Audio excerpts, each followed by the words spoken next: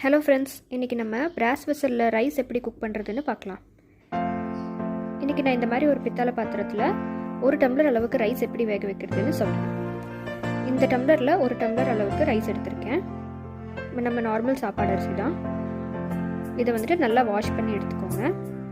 Wash பண்ணி எடுத்துகிட்டு ஒரு டம்ளருக்கு 10 டம்ளர் அளவுக்கு தண்ணி சேர்த்துக்கோங்க. இதே டம்ளரில் நான் 10 கப் அளவுக்கு தண்ணி சேர்த்துருக்கேன். தண்ணி சேர்த்துட்டு இதை டேரெக்டாக வந்து நம்ம ஸ்டவ்வில் வச்சிடலாம். பித்தளை பாத்திரத்தில் சமைக்கிறதுல பெனிஃபிட் என்ன அப்படின்னா, நம்மளுக்கு சீக்கிரமாக ஹீட் ஆகிடும். அதுக்கப்புறம் ரைஸும் சீக்கிரமாக குக் ஆகிடும். இதை ஒரு தட்டு போட்டு மூடி வச்சு குக் பண்ணுங்கள். கொஞ்சமாக கேப் இருக்கிற மாதிரி பார்த்துக்கோங்க. ஃபஸ்ட்டு வந்துட்டு கொஞ்சம் நேரத்தில் ரைஸ் வந்து பொங்கி வரும். இந்த மாதிரி கொஞ்சம் பொங்கி வரும். ஸோ இதை ஓப்பன் பண்ணி விட்டு கொஞ்சம் கலக்கி விட்டு மீடியம் ஃப்ளேமில் வச்சிட்டிங்க அப்படின்னா திருப்பியும் பொங்கி வராது. நல்லா கொதிச்சிட்ருக்கு. இப்போ இதை ஒரு மிக்ஸ் பண்ணி விட்டுட்டு திருப்பியும் நம்ம தட்டு போட்டு மூடி வச்சிடலாம். 15லேருந்து 20 நிமிஷம் வரைக்கும் ஆகும். அதுலேயே வந்துட்டு நம்மளுக்கு ரைஸ் நல்லா குக் ஆகிடும்.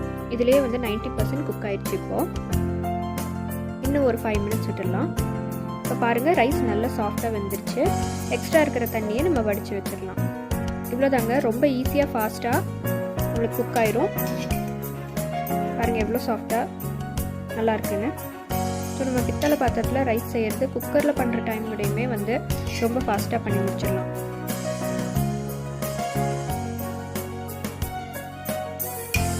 சில பித்தளை பாத்திரம் பார்த்தீங்க அப்படின்னா உள்ளே ஈயம் பூசியிருக்கும், சிலது பூசியிருக்காது. ஈயம் பூசியிருக்கு அப்படின்னா கரெக்டாக ஃபுல்லாக பூசியிருக்கா அப்படிங்கிறத மட்டும் செக் பண்ணிவிட்டு யூஸ் பண்ண ஆரம்பிச்சுக்கோங்க. உங்களுக்கு ஃபேன்சியாக சில கலெக்ஷன்ஸ் வேணும் அப்படின்னா வந்துட்டு இந்த மாதிரி அமேசானில் நிறைய கலெக்ஷன்ஸ் இருக்குது. இதோட லிங்க் எல்லாமே நான் டிஸ்கிரிப்ஷன் பாக்ஸில் கொடுத்துருக்கேன். இது நியூமரஸ் ஹெல்த் பெனிஃபிட்ஸ் இருக்குங்க. இதனால வந்துட்டு நம்ம இம்யூனிட்டி பவர் அதிகமாகும். ரெகுலராக இதில் சமைச்சிட்டு வந்தோம்னா ரெஸ்பிரேட்டரி இல்னஸ் எல்லாமே போயிடும். நம்ம ஸ்கின் கண்டிஷன் கூட இம்ப்ரூவ் ஆகும். நியூட்ரிஷன் லாஸ் எல்லாமே வந்துட்டு இதில் சமைக்கும் போது ரொம்ப கம்மியாக இருக்கும், ஃபுட்டோட நியூட்ரிஷன் லாஸ். ஸோ கண்டிப்பாக ட்ரை பண்ணி பாருங்கள். இந்த வீடியோ உங்களுக்கு யூஸ்ஃபுல்லாக இருந்துச்சுன்னா மறக்காமல் இந்த சேனல் சப்ஸ்கிரைப் பண்ணுங்கள். தேங்க்யூ.